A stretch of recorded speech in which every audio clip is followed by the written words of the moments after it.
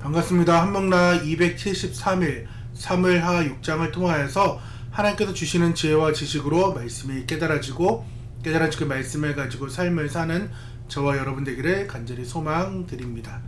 오늘 6장은 다윗이 온 이스라엘의 왕이 된 후 정치적 수도인 예루살렘을 영적인 중심지로 세우기 위해 하나님의 인자를 상징하는 언약궤를 옮겨오는 과정을 그리고 있습니다. 다윗은 이스라엘 전역에서 뽑은 3만 명의 정병을 이끌고 아비나답 집에 있는 언약궤를 옮기려 했는데, 이때 다윗과 백성들은 잣나무로 만든 여러 가지 악기로 연주하며 하나님 앞에서 힘차게 찬양을 했습니다. 그러나 이 거국적인 행사는 하나님의 율법을 강가한 방법 때문에 비극을 맞이하게 됩니다. 율법에 따르며 언약궤는 레위 사람들이 어깨에 메어 운반해야 했으나 다윗은 블레셋 사람들의 방식을 따라 새 수레에 궤를 싣고 옮기려 했던 것입니다. 행렬이 나골의 타작마당에 이르렀을 때 소들이 뛰면서 궤가 흔들리자 아비나답의 아들 우사가 손을 들어 궤를 붙들었는데, 하나님의 거룩하심을 침범한 이 행동으로 인해 우사는 그 자리에서 죽임을 당하게 됩니다. 이 충격적인 사건으로 다윗은 하나님을 두려워하게 되었고, 궤를 다윗성으로 들어오기를 포기하고 언약궤는 가드 사람 오벳에돔의 집으로 옮겨지게 되었습니다. 언약궤가 오벳에돔의 집에 머문 석 달 동안 하나님께서 그의 온 집에 큰 복을 내리셨다는 소식을 들은 다윗은 다시 용기를 내어 궤를 옮기기로 결심합니다. 이번에는 지난번의 실패를 교훈 삼아 율법의 규례대로 궤를 메워 운반했으며, 궤를 맨 사람들이 6걸음을 떼었을 때 아무 일도 없자 다윗은 소와 살찐 송아지로 제사를 드리며 감사를 표했습니다. 이때 다윗은 왕의 근엄한 의복 대신 제사장이 입는 배 에봇을 입고 여호와 앞에서 힘을 다하여 춤을 추었는데, 이는 왕으로서의 체면보다 하나님 앞에서의 어린아이 같은 순수한 기쁨을 표현한 것이었습니다. 다윗과 온 이스라엘 족속이 환호와 나팔 소리 가운데 언약궤를 메고 다윗성으로 들어올 때 사울의 딸이자 다윗의 아내인 미갈은 창으로 이 광경을 내다보았습니다. 미갈은 다윗이 왕의 채통을 버리고 신하들과 여종들 앞에서 춤추며 뛰노는 모습을 보고 마음속으로 그를 업신여겼습니다. 모든 행사가 끝나고 다윗이 가족을 축복하러 돌아왔을 때 미갈은 비꼬는 말로 다윗을 비난했지만, 다윗은 단호하게 자신의 행동이 사람에게 보이기 위함이 아니라 자신을 왕으로 세우신 하나님 앞에서 한 것임을 고백했습니다. 그는 하나님 앞에서는 왕이 아닌 한 명의 예배자로서 더 낮아져도 상관없다는 겸손한 태도를 보였습니다. 이 사건 이후 미갈에게는 죽는 날까지 자식이 없었다고 성경은 기록하고 있는데, 이는 하나님을 향한 순수한 열정을 경멸했던 태도에 대한 영적 단절을 암시하며, 사무엘하 6장은 결국 인간의 방법이 아닌 하나님의 말씀에 순종하는 것이 얼마나 중요한지, 그리고 체면보다 진심으로 하나님을 기뻐하는 것이 참된 예배자의 자셈을 보여주고 있는 것이 오늘 사무엘하 6장의 전반적인 개요이며 언약궤 이전과 다윗의 예배에 대한 오늘 말씀입니다.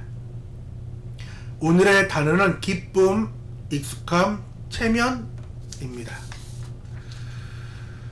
다윗은 7년 6개월 동안 이제 유다 지파를 다스렸다가 여러 가지 이제 약간의 이 남북의 정치가 있은 후 다시금 하나님께서는 그를 거룩한 숙성을 세우고 거룩한 기다림으로 인하여서 33년 동안 이제 온 이스라엘을 다스리는 왕으로 세웠으며, 이제 헤브론을부터 넘어서 예루살렘을 이제 차지함으로써 이제 정치적인 이점을 이렇게 수도를 가지긴 했지만은 이 예루살렘을 이제 다윗은 어떻게 할까라는 그 고민을 했을 때에 영적으로 하나님께 나아가는 그 중심지가 되기를 원했다라는 것입니다. 그의 마음에는 그것을 더욱더 견고하고 정치적으로 무언가를 하려기보다는 오히려 이곳을 하나님의 거룩한 곳으로 더욱더 삼아야겠다, 예배하겠다는 그 마음이 훨씬 컸다라는 것입니다. 그래서 사울 왕 때 방치되었던 그 언약궤를 모셔오려고 했어요. 그래서 그는 전역에서 정병 3만 명을 선발해서 마치 전쟁을 치르는 것처럼 비장하게 아주 거국적인 행사를 그렇게 가지게 되었습니다. 그래서 수많은 악기들이 동원되고 온 백성들이 환호하면서 축제가 막 시작되었어요. 그러던 축제 한복판 가운데에 비명소리가 이제 납니다. 언약궤를 들었던 붙잡았던 우사가 즉사하게 되고 그 축제는 한순간에 장례식장으로 변하게 되었고 찬양의 소리는 비명으로 바뀌며 다윗의 이 기쁨은 두려움과 분노로 바뀌게 되었다라는 것입니다. 오늘 사무엘하 6장은 우리에게 과연 나의 예배가 지금 온전한가 안전한가 그리고 내가 믿는 그 방식이 온전하게 하나님을 믿고 나아가는지에 대해 물어보고 있는 장이라는 것입니다. 왜 하나님께서는 우사를 죽였을까요? 어떻게 보면은 우사는 되게 억울할 수 있습니다. 소가 띄었고 하나님의 언약궤가 땅에 떨어질 그 상황이니까 그는 반사적으로 하나님의 언약궤를 붙잡아야 됐던 그러한 보호 본능이 아주 강했던 사람입니다. 하지만은 오늘 6장은 이 사건을 통해서 편리함과 거룩함 이 두 가지가 있을 때 과연 우리는 무엇을 선택하냐라는 것입니다. 이것이 충돌하고 있다라는 거예요. 거룩함과 편리함이 충돌하고 있다라는 거예요. 즉 방법이 틀렸다라는 것입니다. 다윗과 백성들은 새 수레를 준비했습니다. 낡은 수레가 아니에요. 정말 깨끗하고 튼튼한 수레를 다윗은 만들었습니다. 정성이 담긴 것이에요. 그래서 저도 어렸을 때 이 말씀을 읽고 또한 이야기 성경들을 들을 때 이해가 되지가 않았어요. 낡은 것도 아니고 새 수레에다가 잘 준비돼서 하나님께서 갈 그곳에 장소에다가 옮기려고 하는데 왜 하나님께서 우사를 죽였지라는 생각을 했는데 지난 모세오경을 살펴보고 민수기 4장 15절의 말씀을 보면은 고핫의 자손이 어깨에 메고 이렇게 움직여야 됐던 것을 말씀하고 있었잖아요. 그러니까 지금 이 언약궤는 하나의 말씀대로 편리하게 움직이는 것이 아니라 하나님의 그 방식대로 가져가야 됐던 거죠. 근데 수레는 언제 사용했어요?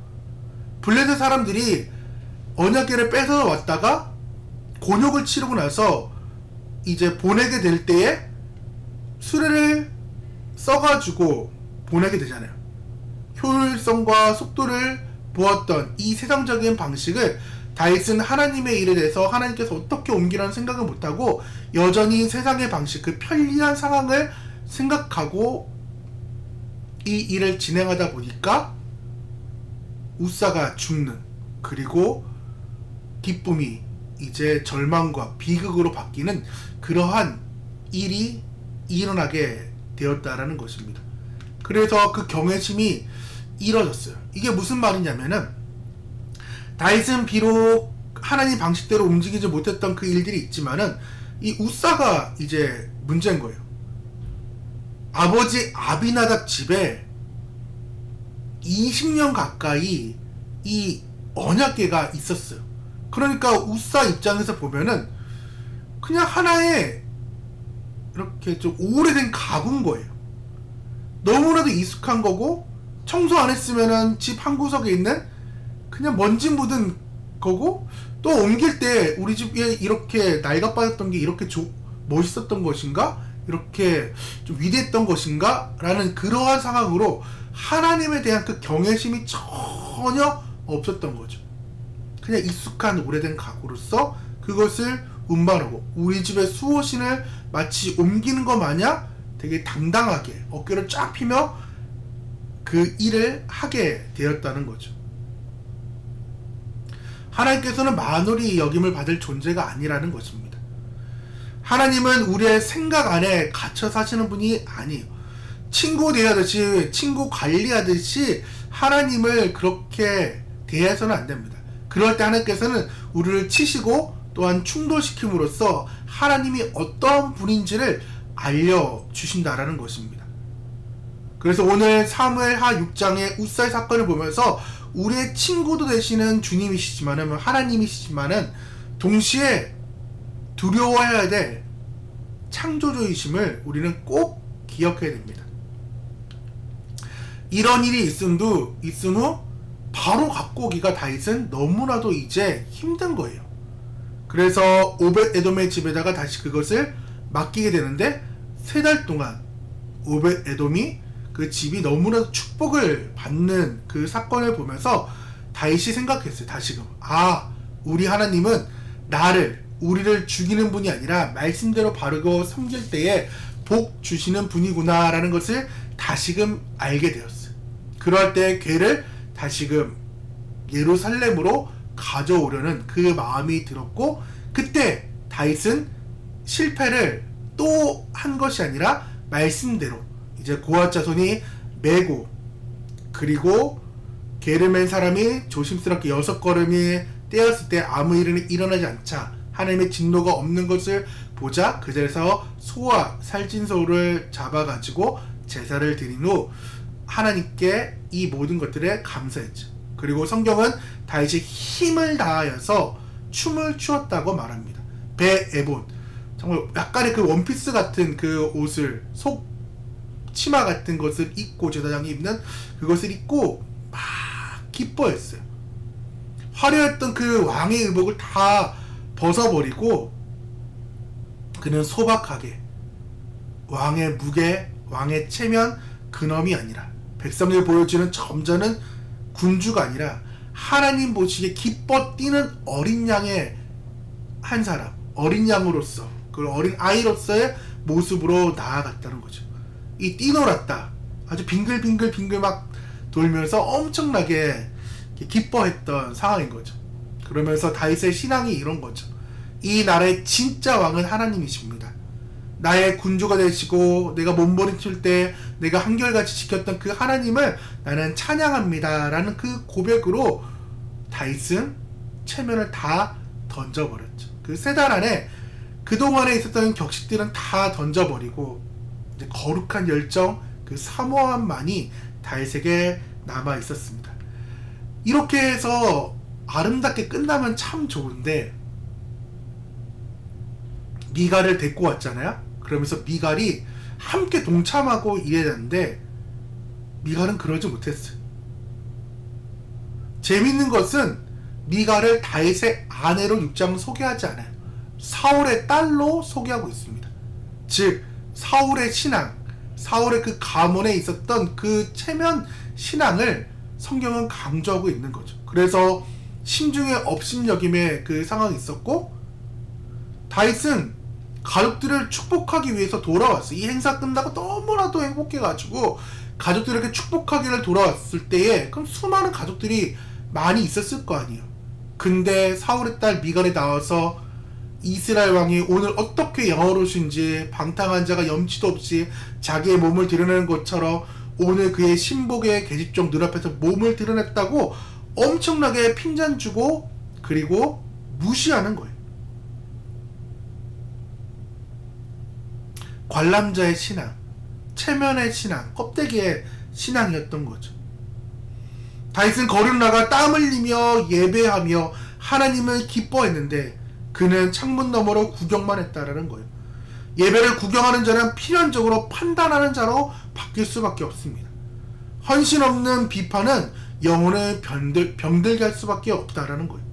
즉 예배를 구경하는 것이 아니라 우리는 예배에 참여하며 영과 진리로서 예배를 다할 줄 알아야 됩니다. 또한 미갈에게 중요했던 것은 다윗처럼 하나님을 기뻐하고 하나님을 행복하게 해드리는 그런 마음이었고, 왕위의 품위가 중요했어요. 이것은 사울의 특징이라고 말씀드렸죠. 그래서 사무엘상 15장에 하나님께 버림을 사울이 받았음에도 백성들 앞에서는 나를 높여달라고 지금 얘기할 정도로 그는 껍데기의 신앙, 끝내 죽을 때도 그 껍데기 신앙이 사울의 가문을 먹어버린 거죠. 그래서 잉태 좋다는 그러한 신앙으로, 그리고 다윗은 이제 다음 장 7장에서 그 영원한 왕이들이 그 마음이 있다 보니까 하나님께서 그 마음을 보시면서 나아가게 되는데, 다윗은 미갈의 비나에 타협하지 않고 단호하게 이제 이야기합니다. 나는 너한테 한 것이 아니다. 백성들 앞에서 한 것도 아니다. 오직 여호와 앞에서 한 것이며, 너네 집은 망했지만 하나님께 나를 택해서 온 이스라엘 주권자로 삼았어. 넌 그리고 이제 나에게 버림받게 되고 더 이상 자녀는 없을 거야 라는 그것으로 미갈의 상황을 끝내버리고 사울의 가문이 완벽하게 몰락이 되는 그 일들을 보게 된다라는 것입니다. 하나님을 향한 그 뜨거운 열정, 사람의 체면보다 하나님을 향한 그 다윗의 마음이 우리 가운데 있었으면 좋겠습니다. 또 하나님께 체면을 버리고 기뻐 춤췄으면 좋겠어요. 예전에 뭐 이렇게 기도원이나 어딘가서 예배 드릴 때에 제 안에 체면 문화가 되게 좀 컸어요. 옆에서는 막 들고 뛰고 막 날뛰면서 이렇게 막 춤추는데 혼자서 멀뚱히 한 3시간 이렇게 서 있을 적도 있고, 그러는 여러 가지 모습을 있다가 내가 전도사도 아니다, 나는 뭐도 아니다 이런 마음이 다 들고 나서 다 던지고 나니까 그제서야 하나님께 마음을 다한 예배를 했던 기억이 오늘 말씀을 이렇게 준비하면서 들더라고요. 여전히 강대상 앞에서 찬양을 부르고 이럴 때 이렇게 피아워십 이동선 목사님처럼 이렇게 막 이렇게 하고 싶은데 이거 박자도 못 맞추겠고 여러 가지 심정으로는 늘 하나님께 온전한 예배, 바른 예배, 그런 기쁨 예배가 되었으면 좋겠다라는 모습을 가지고 늘 이렇게 지내고 있습니다.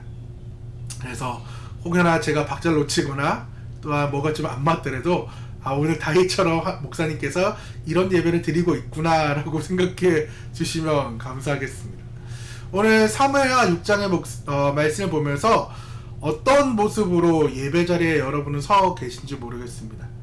익숙함에 젖어 거룩을 잊은 채 습관적으로 찾아온 웃사의 모습도 아닌지를 한번 좀 봤으면 좋겠고, 또 8장을 끼며 오늘 설교가 어떤지, 찬양이 어떤지, 목사님 잘 선곡해 왔는지, 잘 말씀을 전하고 있는지 이렇게 해서 구경하는 미갈이 아니라 다시금 말씀드리는데 다윗처럼 하나님 앞에 서만 기뻐하며 하나님만을 위한 예배를 드리는 저와 여러분 되기를 간절히 소망드립니다. 즉 하나님 앞에서는 점점 떨지 않아도 된다라는 것입니다. 그래서 오늘의 3읽기는 나의 예배는 습관인지 아니면 사건인지, 나는 예배를 평가하는 관람객인지 아니면 참여하는 예배자인지 함께 점검하며 또 맞이하는 주일 성전 예배도 함께 기쁨으로 참여했으면 좋겠습니다. 함께 기도하며 나아가도록 하겠습니다. 하나님 감사드립니다. 오늘 사무엘 6장의 말씀을 함께 읽고 나누었습니다. 하나님, 웃사처럼 습관에 젖어 거룩함을 잊고 미갈처럼 사람의 시선과 체면에 갇혀있던 우리의 죄를 회개합니다. 하나님, 이제 다윗처럼 왕의 옷을 벗고 어린아이와 같이 순수한 열정으로 주님만 기뻐할 수 있는 예배자가 되게 도와주시고, 다른 무엇보다 하나님 한 분만을 만족하는 참된 예배자가 될 수 있도록 주여 우리를 붙잡아 주셔서 예배 가운데 함께 하실 그 주님을 찬양하며 예수님의 이름으로 기도드립니다. 아멘. 우리 공동 기도 좀 놓고 함께 기도하며 나아가도록 하겠습니다.